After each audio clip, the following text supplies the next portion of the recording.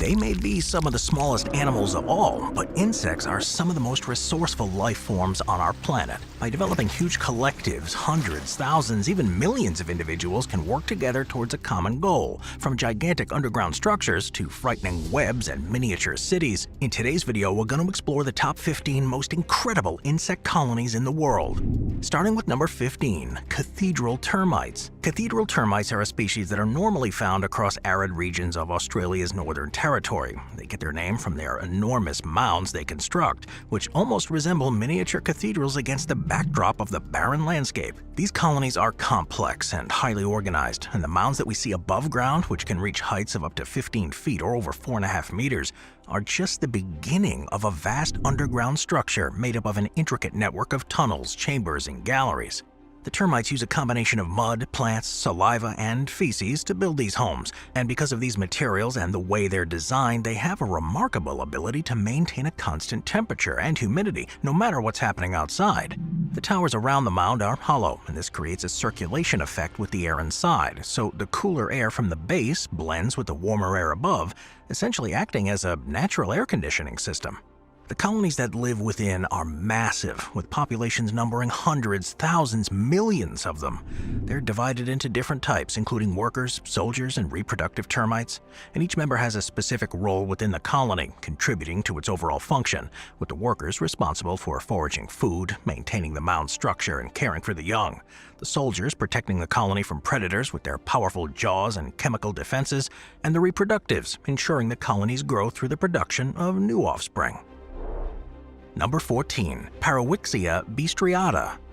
The Parawixia bistriata, which is more commonly known as the social orb weaver spider, is a species that's found in South and Central America. If the thought of encountering a single spider in the region is a problem, then this species takes things to a whole new level, because it's one of the very few that have complex social dynamics, and they form elaborate colonies. They live in groups of hundreds or thousands of individuals, with the colonies usually being established in shrubs or trees. They create these communal nests from a combination of silk and plant material, and once they're built, these nests are distinctive in appearance, resembling a tangled mess of webs, and can stretch between trees, and on average, 33 feet in diameter. At first, you may even think there's a flock of birds in the air, but as you look closer, you realize there's a large number of spiders dotted across a web, with each individual having bodies that measure around 0.8 inches or about 2 centimeters. Within the colonies, there's a well-defined social structure, and it's normally led by a dominant female known as the queen, who's responsible for reproduction and maintaining order. Other females in the colony serve as her helpers and assist in various tasks such as foraging, web maintenance, and defending the nest. Male spiders are present too, but they primarily play a role in mating and are less involved in colony activities. Now, this colony structure offers several advantages to the members. They work cooperatively to capture prey, with multiple spiders collaborating to subdue larger insects. And this social setup also provides protection from predators, as the collective presence of many spiders can deter potential threats. Number 13. Dwarf honeybees.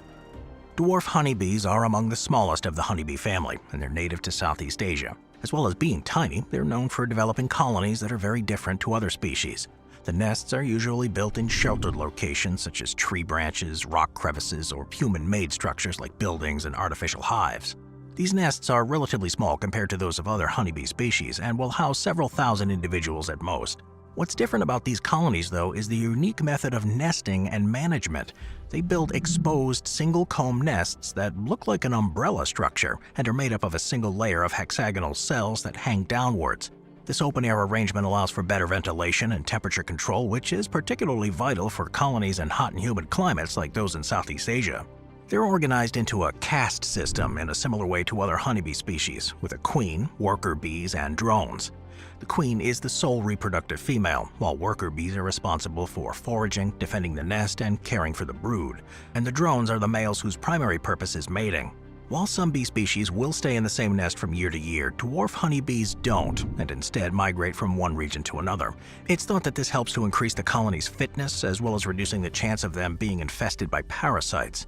And it allows them to vary their diet from year to year too.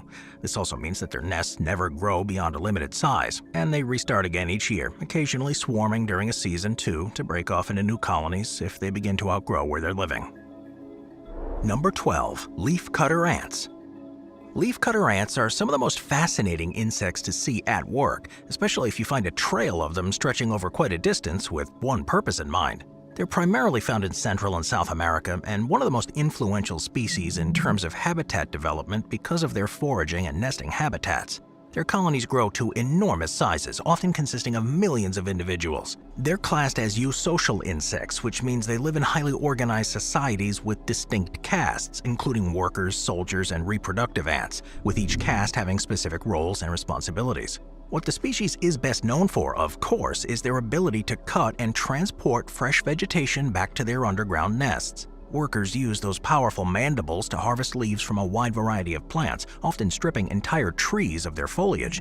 But contrary to what many think, they don't actually eat the plant material. Instead, they use it as a substrate to grow a special type of fungus within their nests, and it's this that provides them with their food. For this to be possible, leafcutter ants construct elaborate underground chambers and tunnels within their colonies to house the fungus gardens and their growing population. Their nests can be extensive, with well-organized ventilation systems and waste disposal mechanisms. Amazingly, they're also extremely attentive to the fungus to prevent the wrong type from growing.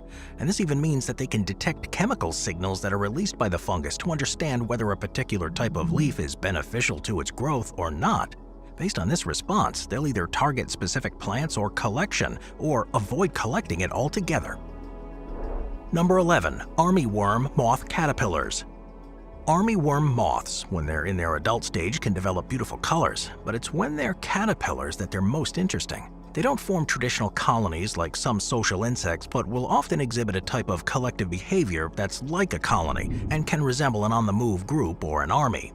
Armyworm caterpillars are notorious agricultural pests, and they're found in various parts of the world. They don't build nests or permanent structures like some other insects, but they live and move together in large clusters for mutual protection and to gather resources. When they exhaust food in one area, they collectively migrate to find fresh vegetation, and this coordinated movement can be quite dramatic, with thousands or even millions of caterpillars moving together at once. The main benefit of this behavior is defense against predators, as predatory birds, insects, and other natural enemies find it challenging to single out and attack individual caterpillars when they're together as a dense moving mass. This behavior, however, can be devastating to the agricultural industry because when large groups of these caterpillars form, they can strip fields bare in a matter of days. With mass migrations being triggered by environmental cues such as population density and food scarcity, there are signs that unusually large events have become more commonplace as the climate changes. And it's possible they'll become one of the biggest threats to food security for humans in some territories in the coming years. As they mature, though, armyworm caterpillars will eventually pupate and transform into adult moths. And once they've reached this stage, they stop exhibiting this group behavior and instead focus on mating to start the life cycle all over again. Number 10. Bald-faced hornets. Despite their name, bald-faced hornets, which are mainly found in North America, are actually a type of wasp. But with adults growing to around 3/4 of an inch or almost 2 centimeters long, they're definitely on the larger end of the spectrum. Colonies are formed in the spring of each year by a single queen, and within a short period, they'll grow and have up to 1,000 individuals. They build large, football-shaped nests out of a paper-like material that they make from chewed wood fibers mixed with saliva, and when completed, these can measure up to 3 feet or a meter in length. Within the colony, there's a well-organized social structure too. The queen, who is the largest member of the colony, is solely responsible for reproduction and lays eggs that hatch into sterile female workers. These workers take on various responsibilities, including foraging for food, nest construction, and defending the colony, and they're easily identifiable by their distinctive black and white coloring. Bald-faced hornets are a species that are known for aggressively defending their nests and will instantly target any perceived threat, with the ability to release a potent venom when stinging.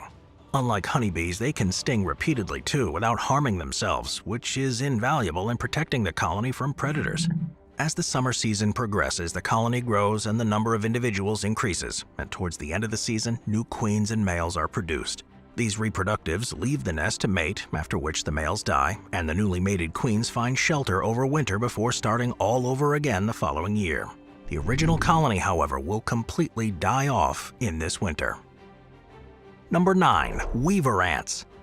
Found in tropical and subtropical regions across Asia, Africa, and Australia, weaver ants spend the vast majority of their lives in the trees, where they search for food and build their nests. As the name would suggest, they don't gather material to build structures, though, and instead use what's already there, and weave plant material together in the way that they need, with the silk that's produced by their larvae.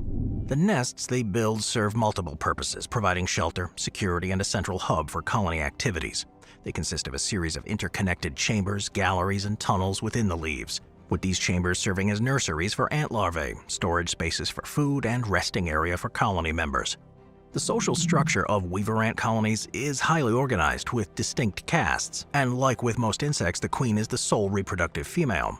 The workers, which make up the majority of the colony, take on various roles, such as gathering food, tending to the queen and her offspring, and defending the nest. And it's the soldier ants with the enlarged jaws that are responsible for colony defense.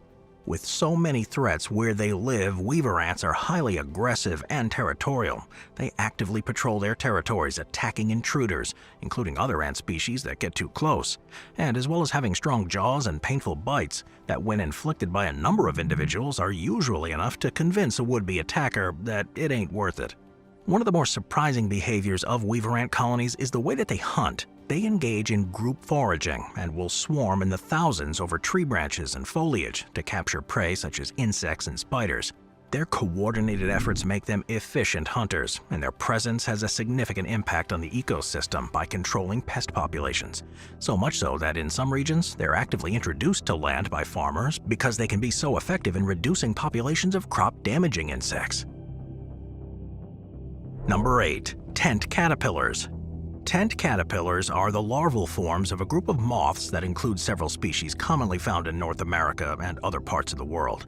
These caterpillars are known for their unique behavior of forming communal silk tents, which act as their shelters and hubs for various activities while they're eating enough to pupate. Tent caterpillar colonies typically begin with a single egg mass laid by a female moth. The eggs are wrapped in a protective layer of this foam-like silk, which hardens over time. In the spring, caterpillars emerge from their eggs and immediately start building a communal silk tent. These tents are often located between tree branches or in other sheltered locations. This tent serves multiple purposes within the colony, but primarily as a safe haven for the caterpillars to molt, rest, and seek shelter from predators. The caterpillars venture out of the tent to forage for food, which is usually the leaves from the host tree or nearby vegetation, and then they'll return to the tent periodically to regroup and communicate with nestmates through tactile and chemical signals. Tent caterpillar colonies are highly social, with each individual caterpillar playing a specific role. The mature caterpillars, or scouts, are responsible for finding food sources and returning to the tent to lead others to the location, while the younger caterpillars, known as feeders, stay behind and consume the leaves while also maintaining the tent structure.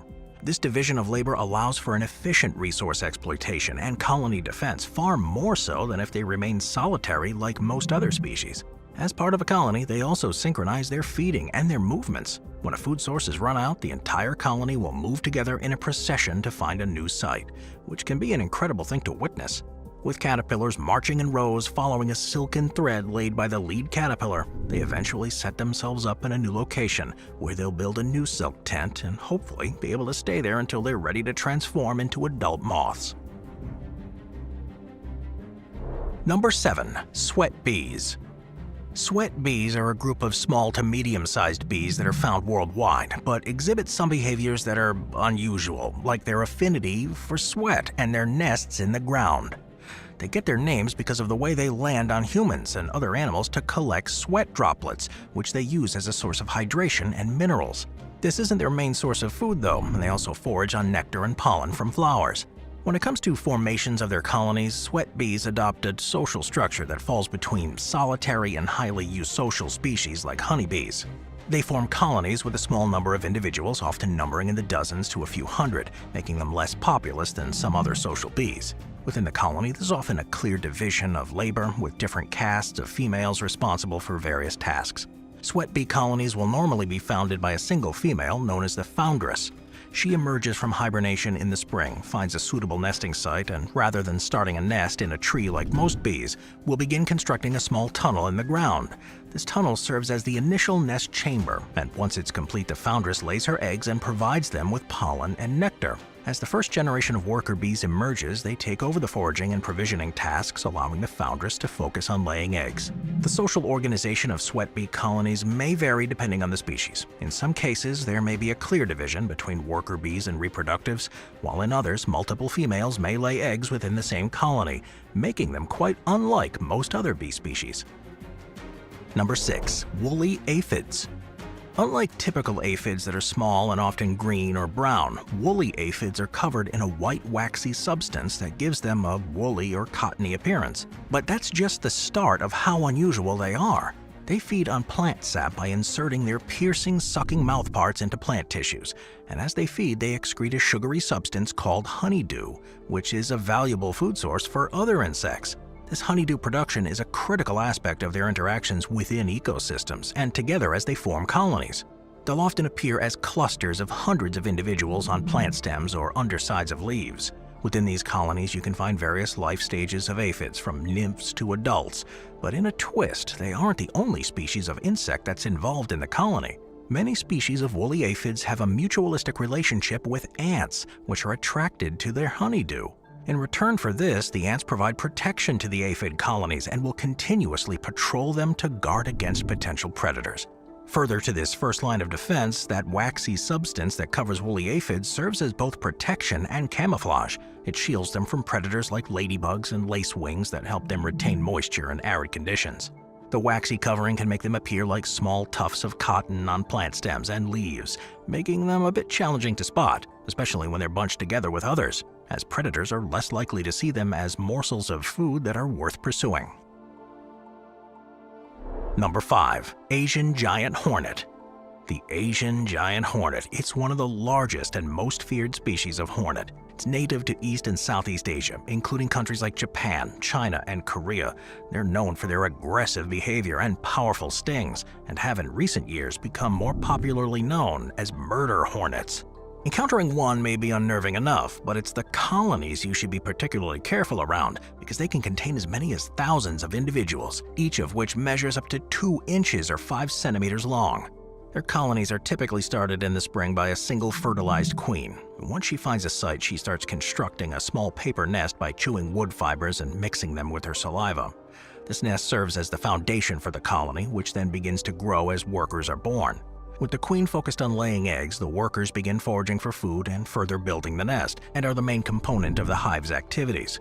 Now, unlike some other social insects, the Asian giant hornets do not store food for the winter. Instead, they hunt other insects, especially honeybees, which they decimate in massive numbers. This predatory behavior has made them a significant concern for beekeepers, as they pose a serious threat to bee colonies. In the late summer or early fall, the colony's reproductive phase begins. New queens and males are produced, and they leave the nest to mate. After mating, the males die, while the newly mated queens find shelter to hibernate during the winter. The original colony, including the queen and worker hornets, eventually dies off as the weather gets colder. Number 4. Gypsy moth caterpillars. Gypsy moth caterpillars are found across North America and Europe, and while they don't form colonies in a traditional sense, they will congregate in large groups, which have the potential to cause significant deforestation and economic damage. Gypsy moth caterpillars undergo several stages of life, with the larval stage being the most destructive. They hatch from eggs laid by female moths in masses on trees and other surfaces in late summer. These caterpillars are known for their distinctive appearance, with long, bristle-like hairs covering their bodies.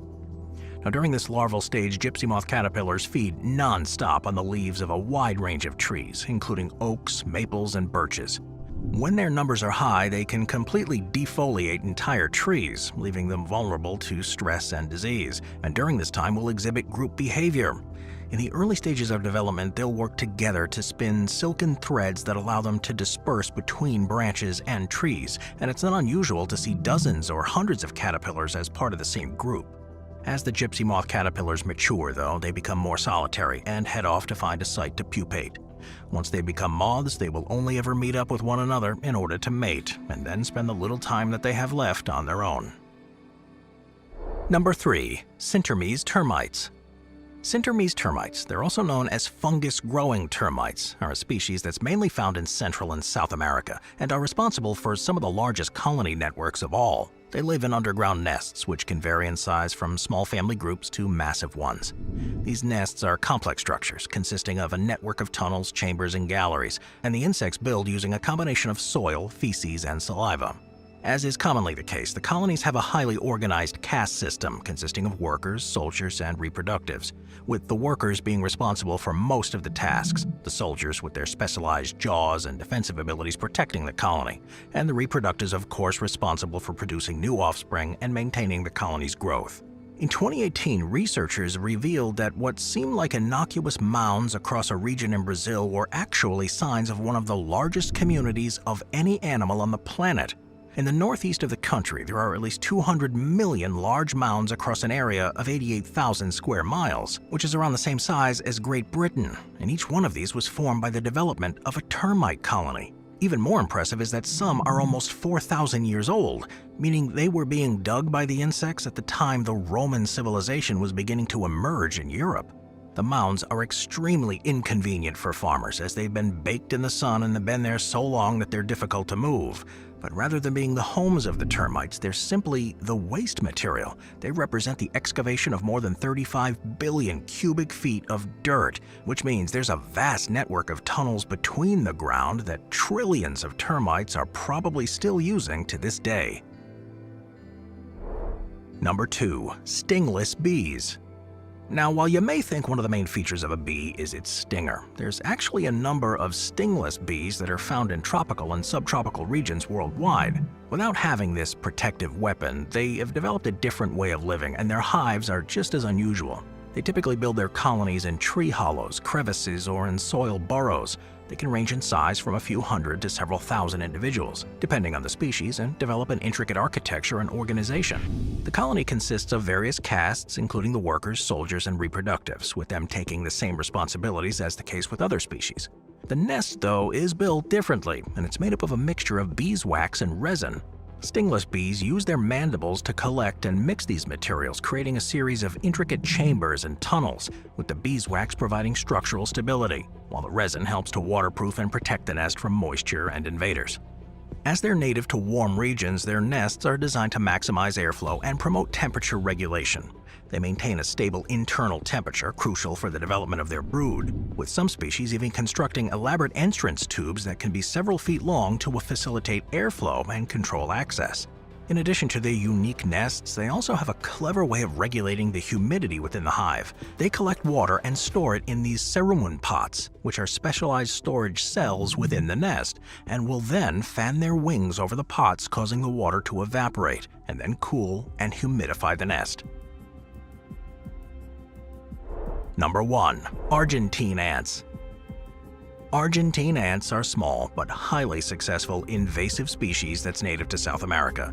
But with their ability to build colonies at an incredible speed, they're one of the most prevalent species across the planet.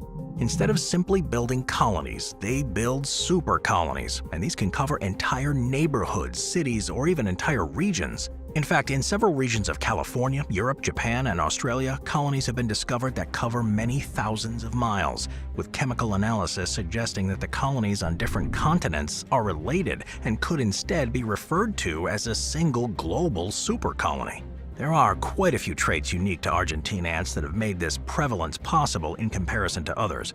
The first is that they aren't territorial or aggressive at all, and instead of diverting resources to battling other colonies, they can focus purely on reproducing. They'll easily, peacefully coexist with other species, and in some cases will cooperate. As is the case with other ant species, the colony's workforce, even though they're many magnitudes larger, is divided into castes, with workers responsible for foraging, nest maintenance, and caring for the queen and her brood.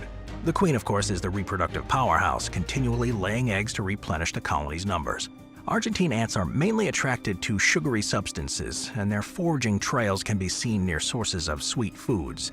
They're also opportunistic predators, feeding on smaller insects and other arthropods, which they'll swarm over before dragging back to the nest. All of this, though, is creating quite an environmental concern, and it's believed to be human activity that's allowed for them to travel over oceans and take hold far beyond where they originated. In doing so, they've displaced native ant species and other beneficial insects, which could severely disrupt local ecosystems and even impact the pollination of native plants. Additionally, their aggressive foraging behavior can lead to problems in agricultural settings, as they may protect and tend to aphids, which can cause further damage to crops.